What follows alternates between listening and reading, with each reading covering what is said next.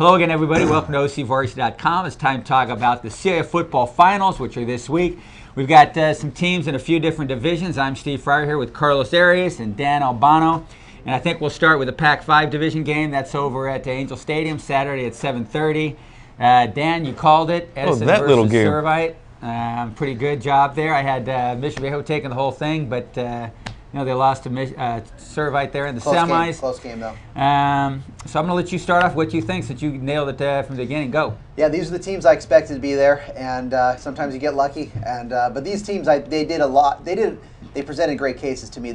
I thought they were easy picks. These were the two teams that I had looked at all year, and I think Edison's going to get the victory. Though it's very hard, as we know, guys, Carlos and Steve, that it's very hard for high school teams to beat the same team twice in a single season. One of the biggest motivating factors for so many teams in high school sports is the revenge factor, to prove guys like us wrong factor. And but I think that's easy though. And the God factor. God's on Servite's side. Well, I don't know about that. I know. I think Edison guys go to church. I don't know. I think more Servite guys go to church than Edison guys. All right. I'm sorry. Go ahead. I think it's going to come down to the field, and I think it's going to be the balance of that Edison offense is really impressing me. The way they're running the ball, they ran the ball so well against Lakewood with Davion Orphy, Wade Houston, and of course we know about the aerial attack and the defense is there, and there's great leadership on both teams. Edison's got it, but I think this is their year. I think they're going to get the victory. Yeah, I think Servite is going to play much better and make this a much closer game than they did again in the first non-league game. In the non-league season, that game was close for the first half, and then Edison was more physical. I think Servite's going to show up more physical this game and make it very close. Mr. Arias, what do you think? I still don't know how Servite beat Mission. I mean, that game was so weird. Like they scored more points. I know they scored more points, but they should have lost that game. I don't know how they did it. I think it's one of those. Their defense pulled them out. Yeah. When they needed to. They shut down Mission when they had to. I think they're a team of destiny. I'm going with Servite to beat Edison, even though I love Edison. Okay. I love Edison. All right. Hey, and Cody Fajardo is doing a great job. Yeah, he is. He's a clutch player. Both these quarterback, awesome matchup for a quarterback, and great, well-coached. Both two well-coached teams. A lot of mutual respect out there. And when you talk about physicalness, so that is Servite's trademark, man. They just, sock you in the jaw, and same with Edison. It's going to be a great defensive battle. Yeah, it's going to be a great game. Very good defenses. Yep. I'm credoed up. Picking Servite. All right. Or you can never walk in there again. No, I really think that they're playing really well right now. And when I was at that game against Mission, I just saw so much more confidence than I did in that Edison game back in September on the part of the Servite guys. I think that they have a ton of confidence, and Edison has to have a bunch. They've got so much going for them. I mean, Edison, if they win, I'm not going to be surprised by any means, but I just got this little huncharama thing going on that I like Servite's chances. Now let's skip over to wait a minute. Do we know how Karifi's meat hook's doing? He's 50-50. 50-50. Oh, that's yeah, and then Mike Rivera, really good two-way guy, defensive back receiver for Edison. He's 50-50 as well. He's got a hammy going on. So those are two really good guys. But both teams have enough going, to win. Right. I think to pick up the slack. Yeah. Southwest Division game. That's Saturday at the stadium at 2 p.m. This looks like a great matchup, fellas. I think La Habra, they've won 2 in a row, and I think they're going to make it 3 in a row. I just think they've got too much Quezada, too much everything else going for them. Yeah, but Trabuco just shut down Wilkerson. I know. I mean, they're so big and physical on both sides of the ball. They're tough, but Josh Quezada, I mean, I'm sorry. When he decides he's going to do something, it happens. Like I said before, I can't not pick La Habra. I mean, this is going to be a great game, but Quezada, the juice, is going to go loose. I think they're ready to rock and roll. How about you? This is another revenge game for Trabuco Hills. Of course, they lost in the semifinals last year at Trabuco at La Habra, and that was a classic game. There was a controversial goal line call with a fumble, and that was a big part of the game. You were at that one, right? I was at that game. These teams combined for a ton of offense, and Trabuco Hills has done a great job to retool this year. They're running the ball really well. You're talking about Josh Quezada, rightfully so.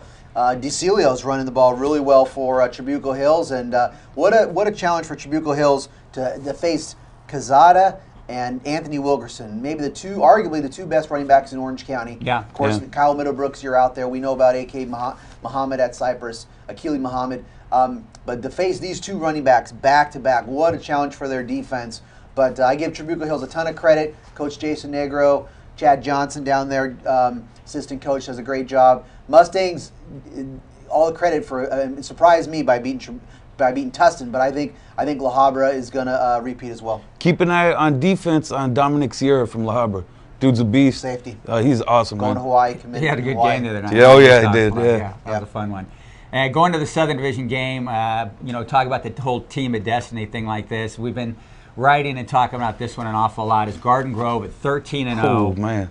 What a story. Everybody who's following this knows about the Kevin Tella situation, the young man who passed away after the first game of the year for Grove. And, they've got so much going for them with playing it for number 45, Kevin Tellis.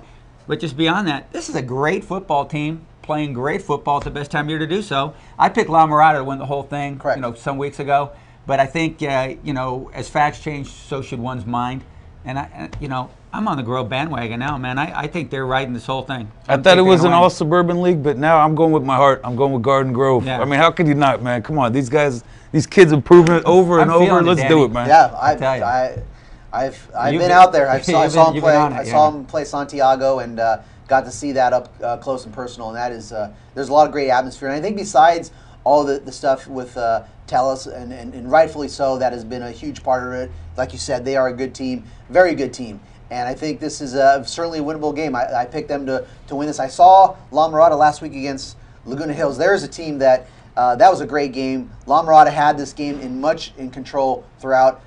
Laguna Hills made a rally on them. Laguna Hills could have really won this game, but they had an unfortunate fumble. But I think the Sean Young factor will be interesting in the misdirection. I like the misdirection that the Grove offense could present to La Mirada. Some of Laguna Hills' misdirection really worked good against La Mirada, who's a physical team who likes to run the ball very well. They ran the ball better than Laguna Hills, and that's why they won. So, and then we'll see how that Garden Grove defense is going to have to come up huge one more time and stop a tough running attack.